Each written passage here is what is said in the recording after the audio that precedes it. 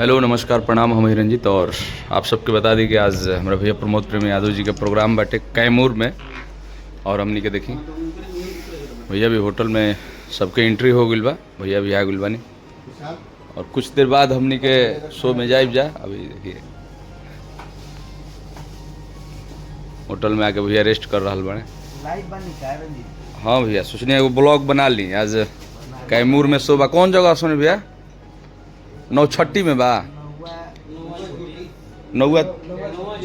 नौवा झोटी में प्रोग्राम बा कैमूर में। तो अभी भभुआ हमने का स्टे कैले बनी जा होटल में, आप सब देख सकत नहीं। और जे भी भोजपुरी का और हमारे भैया प्रमोद प्रेमी यादव जी से प्यार करे वाला श्रोता आप सब अगर के बीच हमारे ब्लॉग पहुंचा था तो आप सब भी आई प्रोग्राम में और खूब आनंद ली। देखिए पूरा टीम बा, पिंटू प्रेमी जी, टिंकू जी, काका भैया और काका भैया के रिलेटिव बनी वहाँ के कुणाल जी, विशाल भाई, भैया रेस्ट कर रहा बनी। और RCR फिल्म के ऑनर राजू भैया, सोनू भैया, सब कोई बाटे।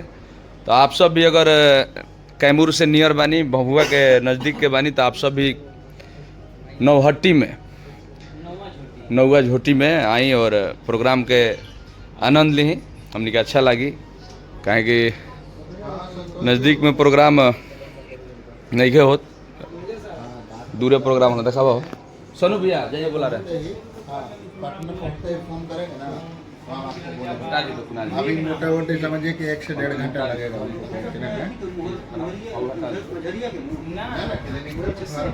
जे भी हमारे भाई दोस्त मित्र और हमारे भैया प्रमोद प्रेमी यादव जी से प्यार करेला, जे भी श्रोता हमके देख और सुन रहा बा हमारा अनप्लग चैनल।